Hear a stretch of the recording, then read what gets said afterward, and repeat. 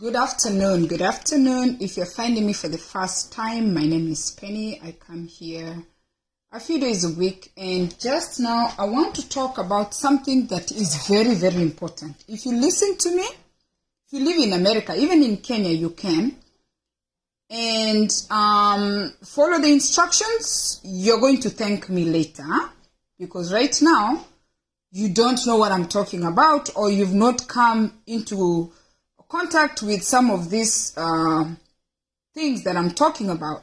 So, let me pin this so I can pin this. How can I pin this? I need to pin this. Okay, I've pinned there. Okay, share this video. So if you're in America, I want to talk to you. The ones in Kenya also, you can do your homework. But I want to talk about life insurance. I don't know how long. Let me first Google. I should have looked. How long is New York Life has been around? New York Life. New York Life Insurance. That's the first insurance I ever heard about. New York Life. Oh, okay. When it was founded. Hey. Let me cough. I didn't even know about this fact until I knew it was a long time ago. New York Life Insurance Company was founded on April 12, 1845. That's when Americans started buying insurance. And this is just one life insurance that I pulled, because when I first heard about life insurance, this is the first life insurance I heard about. New York Life. I met a guy in an event I had gone, and he had a table. This is years ago. I think this was, I don't remember anyway. And he had a table. He was a new life insurance agent. And the guy was from Nigeria. So he took his time and he spoke to me about life insurance.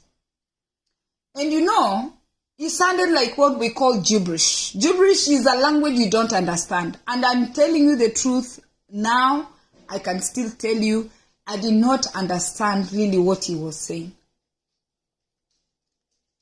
I personally did not buy life insurance until I was 40 years old. That was the biggest in the life mistakes that I've made. That was one of them.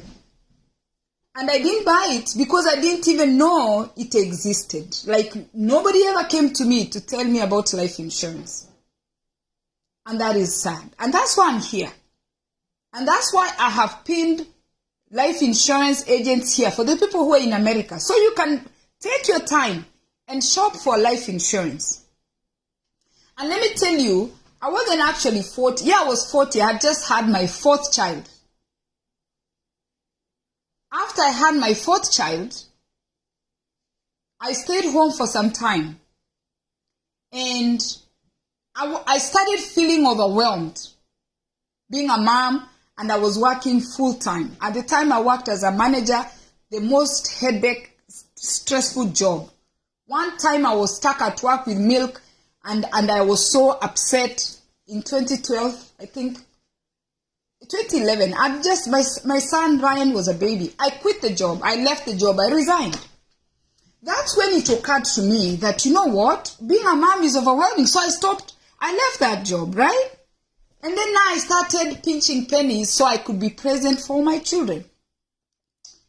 And once I had the fourth baby, I went and I revised my will. I wanted, in case I didn't wake up one morning, what was going to happen to my children. So I went to a family member. I had another family member on my will because my husband and I travel a lot. So I'm thinking, if something happens to us, who's going to take the children? And at a very young age, I would sit my children because I'm knowledgeable like that. I came here when I was 19. So I was knowledgeable that I can die because I've seen people die at my place of work. So I knew I could just die. And I would tell the children, if I'm not here, if me and dad are not here, you're going to be moved to live with Auntie so and so. And the kids knew. And they'll ask, yeah, I'll tell them, yeah, you're going to live with so and so. So I had one particular family member that I had sat with, and I told them that, in case anything happens to me and my husband, I have to call Sharon. This is a phone call I need to take. Hello? Goodness, Sharon, can I call you right back? I'm on another call. Yeah, when I finish, I'll call you. I need to talk about this. I needed that to hear her voice. I've been looking for this lady for long. So anyway, who is another life agent? Put the name. Put that name, Kemunto, put that name, because, or send it to me, I add it and paste it there. Send me the name, I'll add it on that list. I was putting everyone. So anyway, so I had one particular family member, and now I wanted to, after this particular family member that I had for my 3 kids, and another, I figured now I needed to change, because I wanted to be careful who's taking these, my children.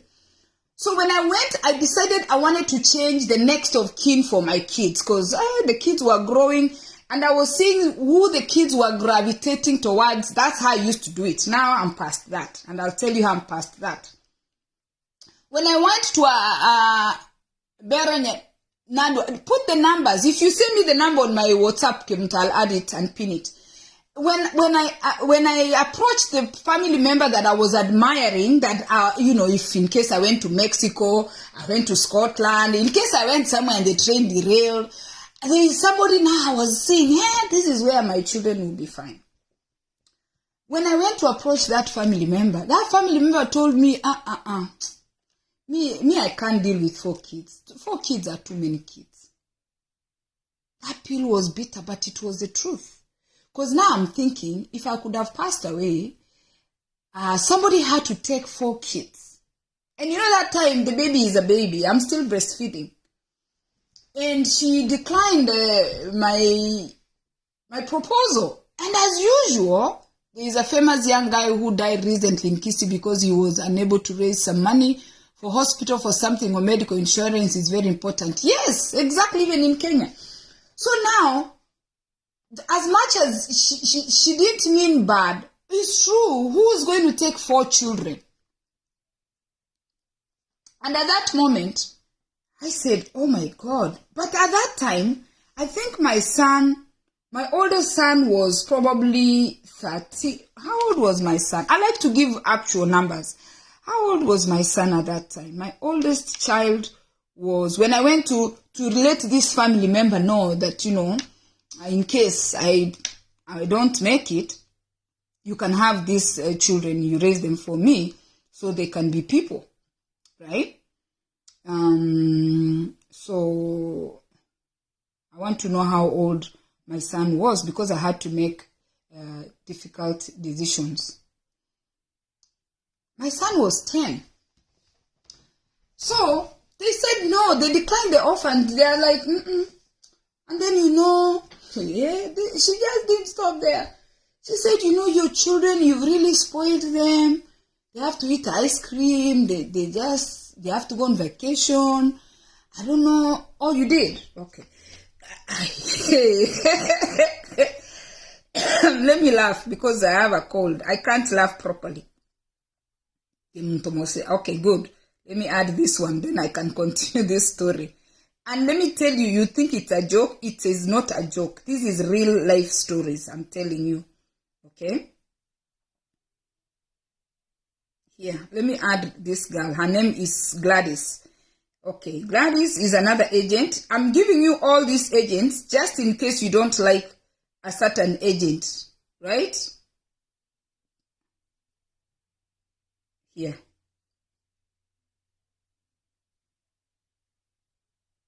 Where is Gladys? Okay.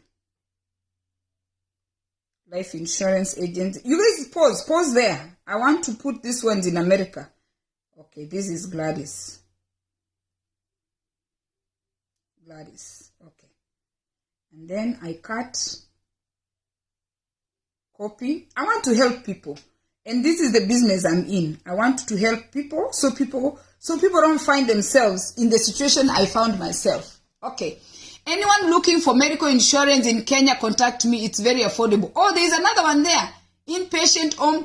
Edna, I wish you can send me that to your number. I put it there. Okay. Yeah. So this family member said, you know, your children, you have really spoiled. Let me tell you, it is true. You remember I grew up in the village and you know I wanted to give my children the best.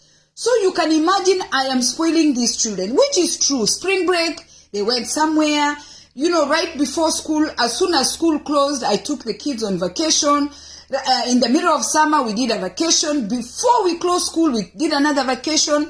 During Christmas holidays, you know, like I showered them with gifts. I was doing a lot.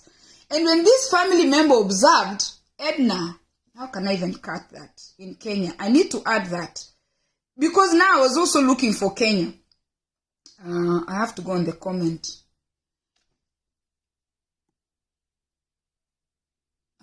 I'll add that. I don't know how. Kemto, can you cut that Kenya number and give it to me? Because I think this is important. So before school closed, during Christmas, like now, I'm buying them big things. I'm telling you guys, these are things we do to our children because we think, oh, they deserve this. I was doing too much. And then my life was revolving around our children. So, and then I'm thinking like, hey, if something happened to me, what's going to happen to our 4 children? They are living the best life. I leave work, I come home. Oh, my children, like I was a helicopter parent. They call us helicopter parents. I was a present parent. I left work home. 2012, I started a business, this Westbees business I talk about, so I can raise my children one-on-one. I've been here, I'm telling you. Then now I'm imagining one day Penina from Nyando Chevere, I've gone, you know, we've been around the world. I've gone to Puerto Rico, I've gone to, I don't know, Jamaica, I'm everywhere. So now, when that family member told me that, I said, if I died today, what's going to happen to my children? In that thought, I had one life insurance policy. Do you know, Penina, I called another agent and I got a second life insurance.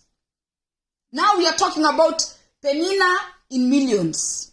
And not even my husband's policy, mine, just in case. And you know, when I went to get the, when I went to add the second policy, he said, oh, you know, Steve, you are over-insuring yourself. I said, no. You don't know the discussions I've had with the people. You know, men are not thinking the way women we are thinking. We are so worried about the kids.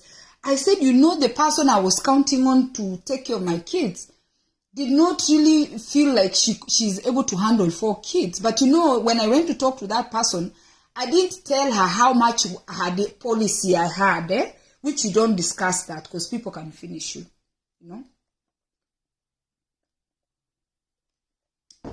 I didn't tell them that I had life insurance money, so she wasn't going to really be affected financially. Maybe the behavior was going to be an issue, and even maybe she was more concerned about behavior too, because these kids were really like, they're not kids anybody average person wants to have. Even now, my kids are not average kids. They argue, they talk back, they have entitlements, things going on because they've had it all. So, hey, I called and he said, no, don't insure yourself. I said, no, there's a problem here. Let me tell you something. And I said to him, and I always tell him, I always want to live like you're not there. What if you're not there? You know, these men wake up one day, especially us mouthy women, although I'm not mouthy out of Facebook, like moderation. So one day I said, you know, you can just wake up and then you just go. And you know now, you know your husband can leave you. So now if I had a policy that was not X amount of money, and now he has left, he's with another wife, with other children. I'm overthinking because I came from a polygamous family. You know, my husband came from one wife, so he's not thinking like me. I'm thinking now, he'll get this money and then now he has to start another family. No. What if he lives in between and then now I have to go start buying a policy all over again? This is me thinking in my negative, quiet time. I'm saying, I called the other insurance people, and they came, and he was sitting here. I said, I have an appointment. They came and did the blood work. I called a nice girl called Celestine Copeland, a Kenyan lady. She no longer sells insurance. That's why I didn't put her name there. She used to work for another insurance called Northeastern.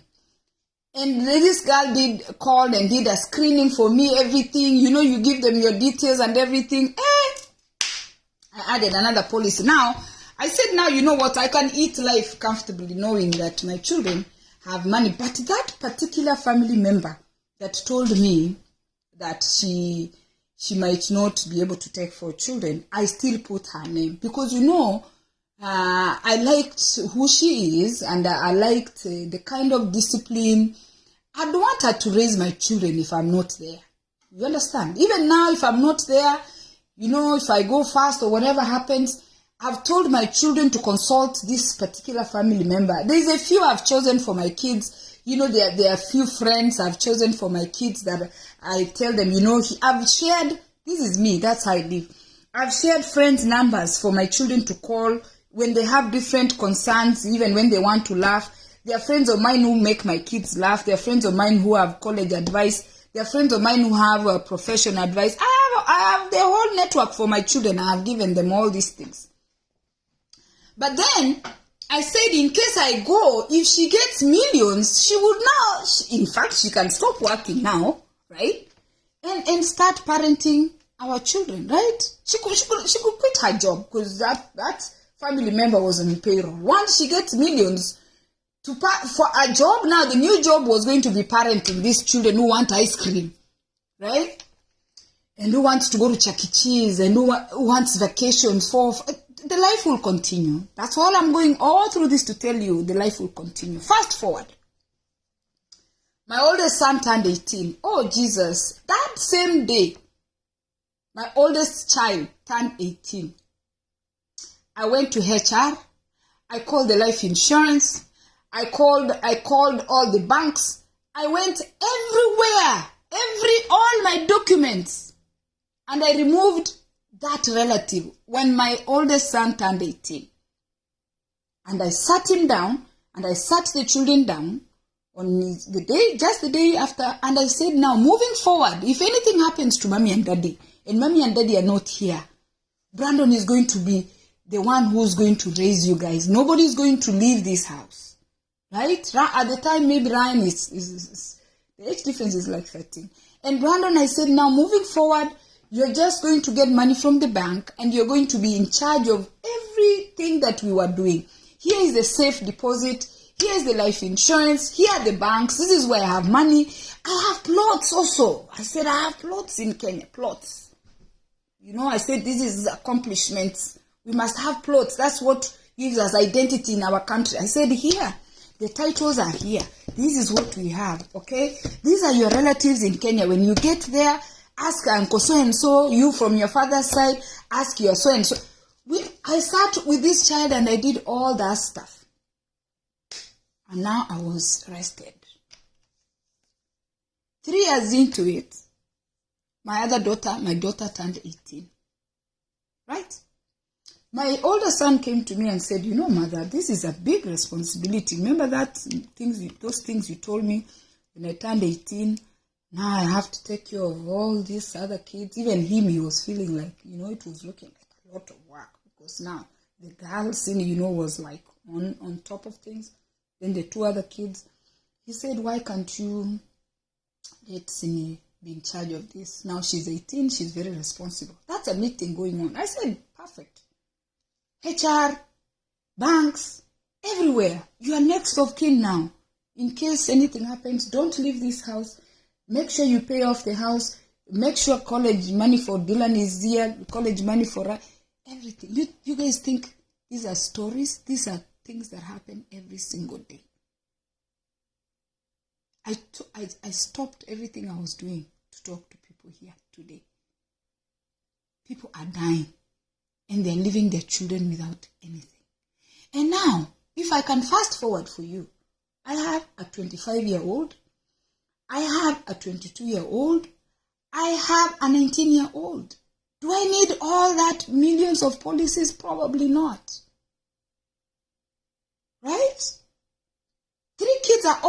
I have one 12-year-old here who needs to go on spring break, who needs to go on vacation when school closes, who needs to go on vacation mid-summer, who needs to go on the vacation before school opens, and who needs a lot of Christmas gifts.